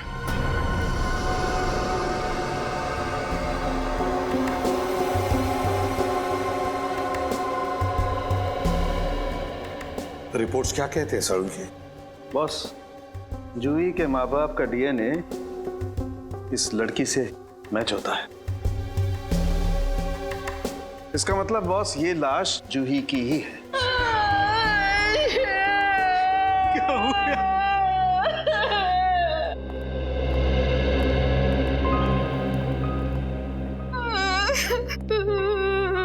देखिए, मैं आपका दुख समझ सकता हूं, लेकिन खूनी तक पहुंचने के लिए मैं आपसे कुछ सवाल पूछने होंगे। अगर आप लोगों की इजाजत है तो नो? जी पूछिए सर।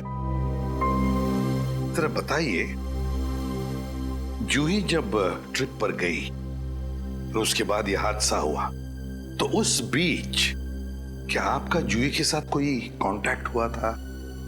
बात हुई थी, मेरा मतलब है कोई फोन वगैरह? हाँ, 1 जुलाई को जूही से मेरी बात हुई थी। वो मुझे बोली थी वो कल वापस आ रही है। लेकिन 2 जुलाई को जब वो घर वापस नहीं आई तो मैंने उसको फोन किया। उसका फोन बंद था। फिर मैंने उसके बॉस को फोन किया। फिर उसके बॉस ने मुझे बताया कि अचानक जूही का एक्सीडेंट हो गया। सर हमने पुलिस में रिपोर्ट भी लिखवाई थी। वो पहाड़ से गिरी थी, उस वक्त उसकी बॉडी मिली ही नहीं। अच्छा, क्या जूही का किसी के साथ कोई झगड़ा वगड़ा था, कोई दुश्मनी? क्या आपको किसी पर शक है? क्या उसने कुछ शायद हाँ, वो बदमाश जूही को अपने प्रेम के जाल में फंसाना चाहता था। नाम क्या उस आदमी का? हमें उसका नाम नहीं मालूम।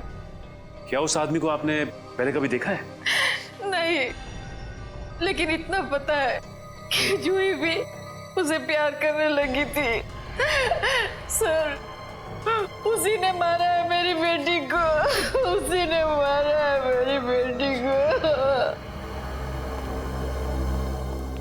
जूही के बॉयफ्रेंड से मिलना पड़ेगा। जूही के बॉयफ्रेंड से। क्या? तारिका,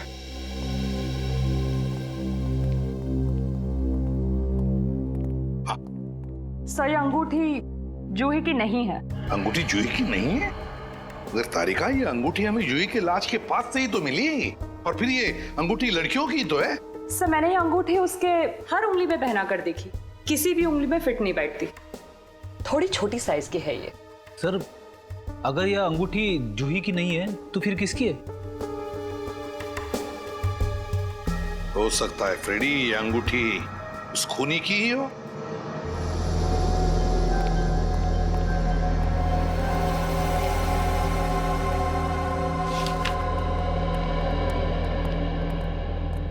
क्या ये अंगूठी जूही की है? ये अंगूठी जूही की नहीं है सर। ये अंगूठी जूही के पर्स में थी। जूही बिल्कुल ऐसी ही अंगूठी बनाना चाहती थी। मैंने पूछा ये अंगूठी कहाँ से मिली, तो उसने मुझे बताया कि उसकी कोई सहेली की है। वो क्या नाम, नैना नाम है उसकी सहेली का। नैना?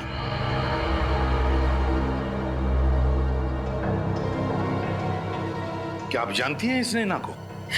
नहीं सर, 2-3 बार जूही के मुंह से नैना का नाम सुना था, लेकिन कभी उनसे मिली नहीं। शायद उसकी कोई सहेली थी। ओह, नैना, जूही और नैना एक दूसरे को जानती थी। पता लगाना पड़ेगा ये दोनों एक दूसरे को कब से जानते थे और कैसे जानते थे। और ये पैराग्लाइडिंग स्कूल बहुत उड़ लिया इन्होंने आसमान में। जमीन पर उतारो, अब उतारो इन्हें। इस फोटो को गौर से देखें। क्या इस लड़की को आप पहचानते हैं? जूही नाम है इसका, जूही। जानते हो इसे? ध्यान से देखो। शायद ये लड़की कभी तुम्हारे पैराग्लाइडिंग स्कूल में आई हो। नहीं सर, ये लड़की तो हमारे पैराग्लाइडिंग स्कूल में कभी नहीं आई। कभी नहीं आई थी? नहीं। ठीक है, तुम जा सकते हो, लेकिन जब तक हमारी तहकीकात पूरी नहीं होती, पूछताछ के लिए हम जब चाहे बुला लेंगे तुम्हें। निकलो।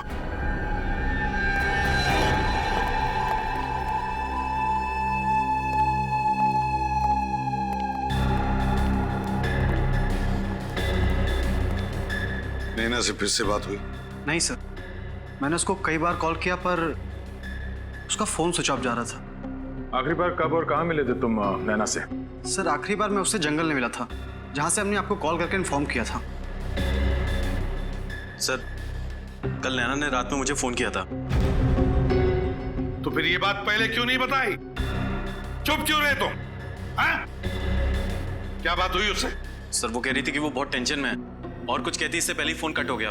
मैंने भी उससे कई दफा फोन मिलाने की कोशिश की मगर उसका नंबर ही नहीं मिल रहा था। सर कितने बजे आया था फोन? शाम को 7 बजे।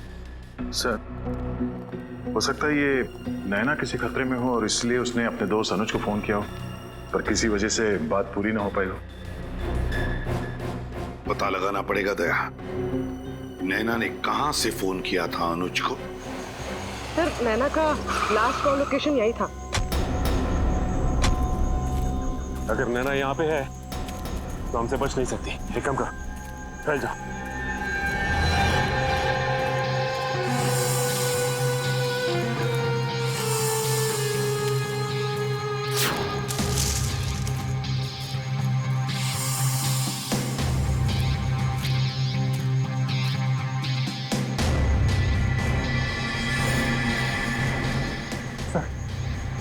नैना दिखी मुझे। कहाँ पे? आगे की तरफ है सर, पश्चिम दिशा में। पश्चिम? ठीक है, हम लोग पहुंचते हैं वहां पे। ये बताओ कि वो अकेली है? नहीं सर, उसके साथ एक लड़का है। साथ में भी कोई है? एक काम करो, तुम नजर रखो, हम लोग पहुंचते हैं वहां पे। Yes sir.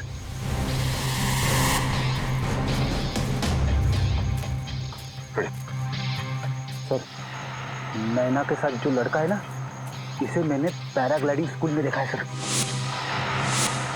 आज ये दोनों हमारे हाथ से बचने नहीं चाहिए, संभाल के। ओह माय गॉड, सीआईडी, भागो! संभालो। मेरी तो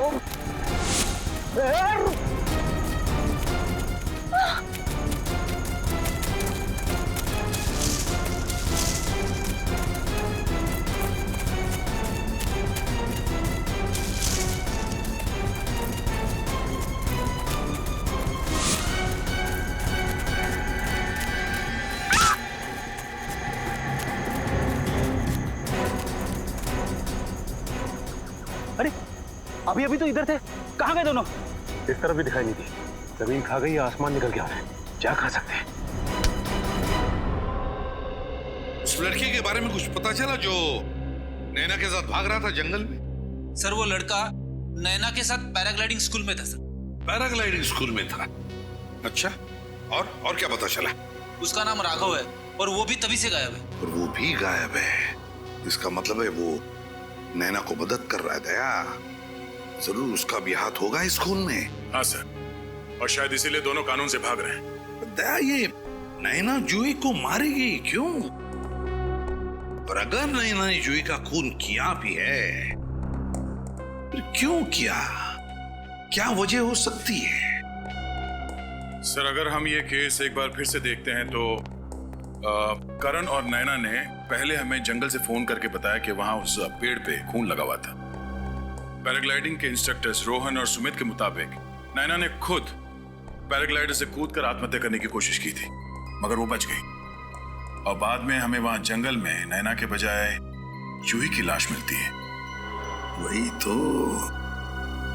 दया, ये नैना और जूही, इन दोनों के बीच में कोई ना कोई संबंध जरूर है। सर, नैना और जूही दोनों एक दूसरे को बहुत अच्छी तरह से जानते थे। वो कैसे? सर, 4 साल पहले दोनों एक ही कॉलेज में थे और दोनों में अच्छी दोस्ती भी थी। एक ही कॉलेज में पढ़ते थे? और अगर सर दोनों इतने अच्छे दोस्त थे तो फिर नैना ने जूही का खून क्यों किया होगा? सर, शायद इसकी वजह उन दोनों के बीच कोई बड़ा झगड़ा। हाँ, मगर कोई छोटा मोटा झगड़ा नहीं हो सकता, वरना कोई लड़की अपनी सहेली का इस तरह से खून क्यों करेगी? अपनी सहेली का खून क्यों करेगी? नैना और जूही, इन दोनों के कॉलेज में जाकर अच्छी तरह से पूछताछ करो।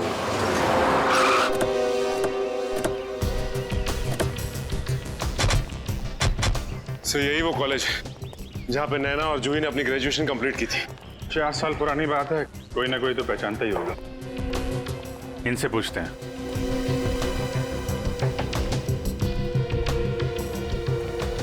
एक्सक्यूज मी, हम लोग सीआईडी से।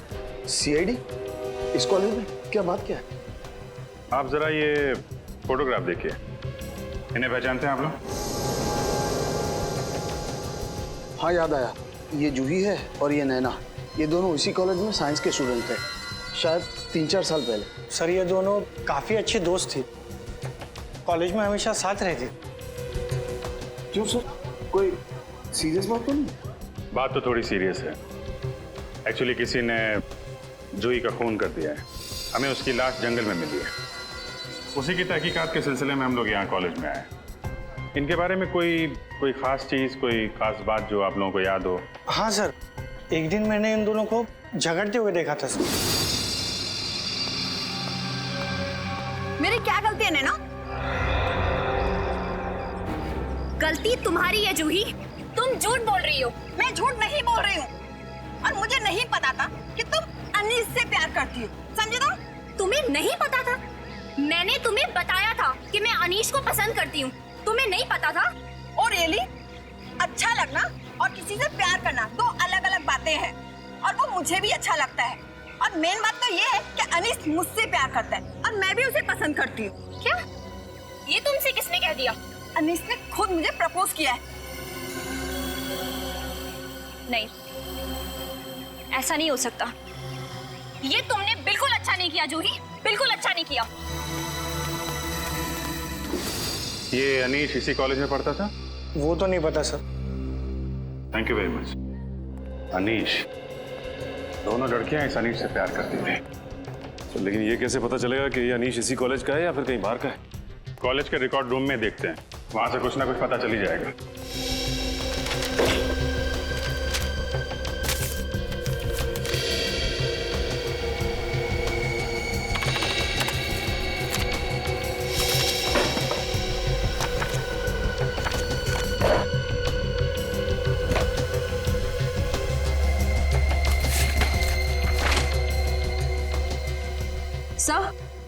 सर, अनीश की फाइल मिल गई। मिल गई? Yes sir.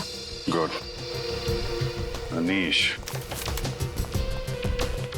2010 को एडमिशन लिया और 2010 को कॉलेज छोड़ दिया। ये कैसे हो सकता है सर? हाँ, 10 जून 2010 को एडमिशन लिया और 12 जून 2010 को कॉलेज से निकाल दिया गया। सर, मतलब ये कॉलेज में सिर्फ 3 दिन था और इसीलिए कॉलेज में इसके बारे में किसी को पता नहीं। इसकी शक्ल देख के लगता नहीं है कि इसने नैना की किडनैपिंग और जूही का खून किया है। सचिन, जरूरी नहीं जो आदमी जैसा दिखता है वैसा हो भी। 4 साल पहले ये भोला भाला दिखता था, अब देखना है कि ये अभी कैसा दिखता है। जरा दाढ़ी बना।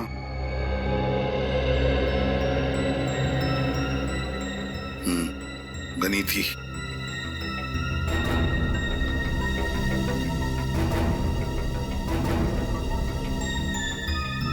ये एसीपी साहब स्केच आर्टिस्ट को लेके बनवा क्या रहे?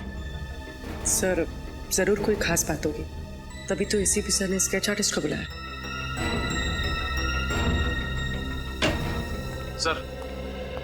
सर कॉलेज से मिले अनीश के एड्रेस पे जाके आया सर, तो पता चला अनीश वहां नहीं रहता सर। 3 साल पहले उसने होकर किसी और को भेज दिया। Sir sketch ready. Thank you. Sir तो यही है वो शख्स। हाँ, अब समझ में आया कौन है खूनी। वक्त आ गया है इस खूनी के चेहरे से नकाब हटाने का। पैराग्लाइडिंग में बैलेंस बहुत इंपॉर्टेंट होता है। अगर आप लोग बैलेंस कर लोगे तो आप जल्दी सीख जाओगे पैराग्लाइडिंग। और दूसरी बात, ये जो ब्रेक होता है तो ब्रेक कंट्रोल करता है पैराग्लाइडिंग। सर 1 मिनट सर, आप फिर लोग यहाँ आए हो? क्या करें मिस्टर सुमित, आपने हमें आने पे मजबूर कर दिया है। सर मैं कुछ समझा नहीं सर। समझाते हैं। पहले ये बताओ कि झूठ क्यों बोला तुमने हमसे? कौन सा झूठ सर? मैंने कोई झूठ नहीं कहा। मैंने तो हमेशा आपकी मदद करने की कोशिश की है सर। मदद नहीं, आपने हमें गुमराह किया था। तुमने ये कहा था कि तुम जूही को नहीं जानते, बल्कि सच ये है कि तुम जूही को बहुत अच्छी तरह से जानते थे। कौन जूही? मैं किसी जूही को नहीं जानता हूँ सर। बंद करो ये नाटक। सच तो ये है कि तुम्हारे स्कूल में जूही पैराग्लाइडिंग सीखने आई थी, और पैराग्लाइडर से जिस लड़की की मौत हुई थी वो जूही थी, नैना नहीं।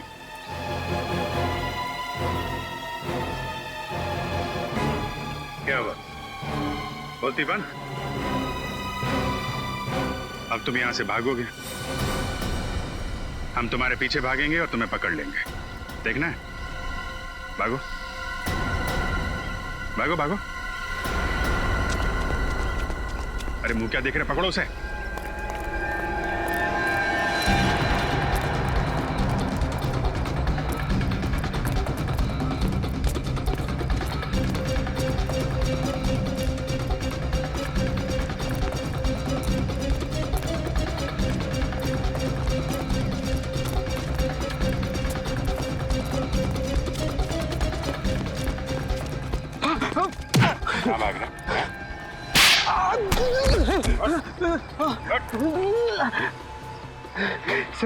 सर मुझे माफ कर दीजिएगा सर। मैं मानता कि मैंने आपसे झूठ बोला है, लेकिन ये मेरा प्लान नहीं है सर। मैं जानता हूं, हम जानते हैं कि खूनी कौन है। क्या? हाँ, तो सिर्फ ये बता वो खूनी छुप के कहां बैठा हुआ है? कहां बैठा है छुप के? हैं?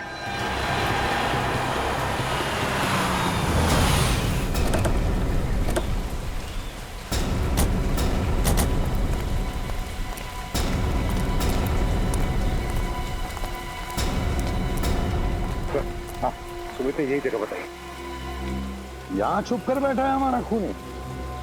चलो अंदर घुस के देखते हैं।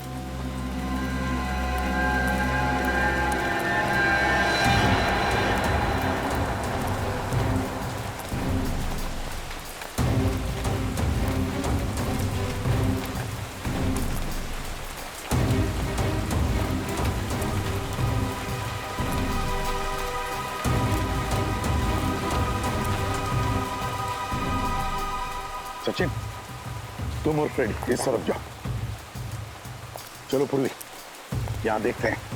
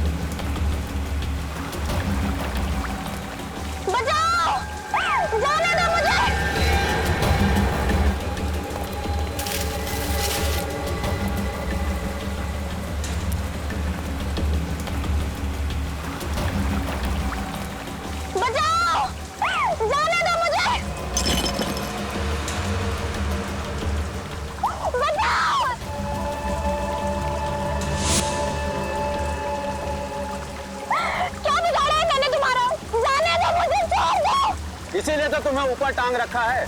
सिर्फ इस रस्सी पे एक गोली चलानी है और तुम्हारा खेल खत्म। क्या बिगाड़ा है मैंने तुम्हारा? जाने दो मुझे। भूल गई? 4 साल पहले कॉलेज में जिस तरह से तुमने और जूही ने मेरी रैगिंग की थी, पूरे कॉलेज में मुझे बदनाम कर दिया था। उस रैगिंग की वजह से तुम मुझे उस रैगिंग की वजह से मारना चाहते हो? जी हाँ, उसी के लिए मैंने जूही को मारा और उसी रैगिंग के लिए मैं अब तुम्हें मारूंगा। जिस तरह से तुमने दुनिया की नजरों में मुझे नीचे गिराया था, उसी तरह से तुम दोनों को, अब तुम्हारे गुरूर को मैं नीचे पटक के मारूंगा।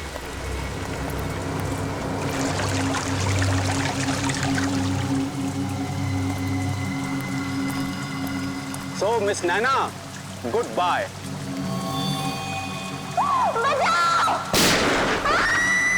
पूर्वी, इस तरह।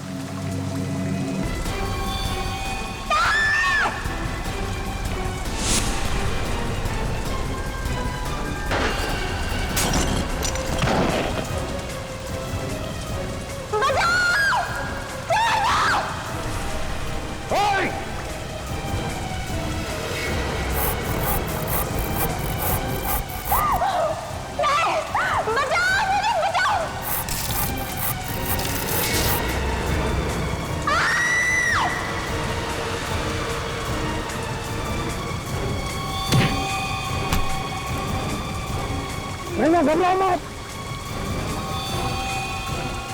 उतार दिया।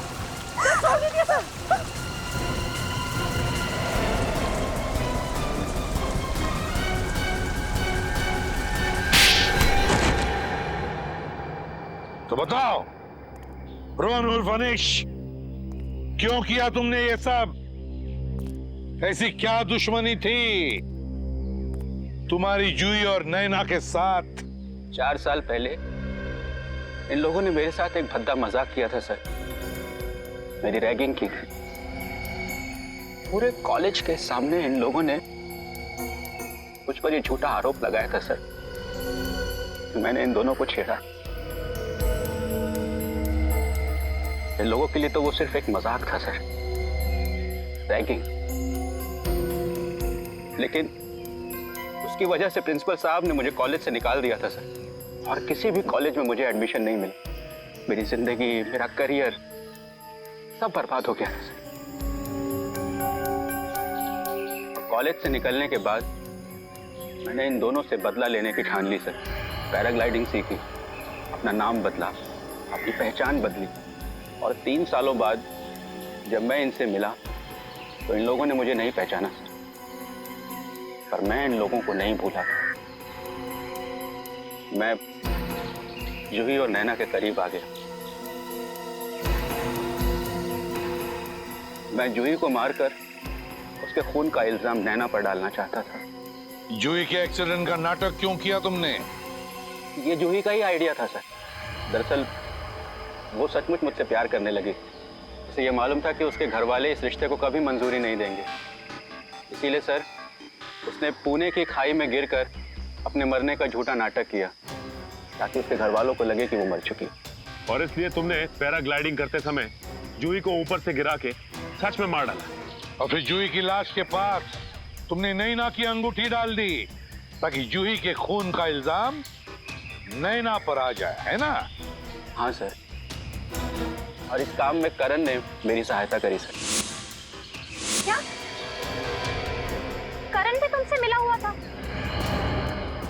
नैना, अगर तुम बेकसूर थी तो हमसे भाग क्यों रही थी? क्योंकि मैं रोहन के खिलाफ सबूत इकट्ठे करना चाहती थी। मैं जानती थी कि अगर आपने मुझे गिरफ्तार कर लिया तो मैं अपनी बेगुनाही कभी साबित नहीं कर पाऊंगी, और इस काम में राघव ने मेरी मदद की। लेकिन इससे पहले हम दोनों कुछ कर पाते, इसने हम दोनों को पकड़ लिया। बड़ा टेढ़ा दिमाग चलाया तुमने। पहले जूही को पैराग्लाइडर से नीचे फेंक कर मार दिया, और इस नैना को पेड़ से लटका कर मारना चाहते थे, हाँ? अब तो लटकोगे तुम, क्योंकि अदालत तुम्हें फांसी की सजा ही देगी। फांसी की सजा। For more updates, subscribe to our channel, click the show links and enjoy watching the videos.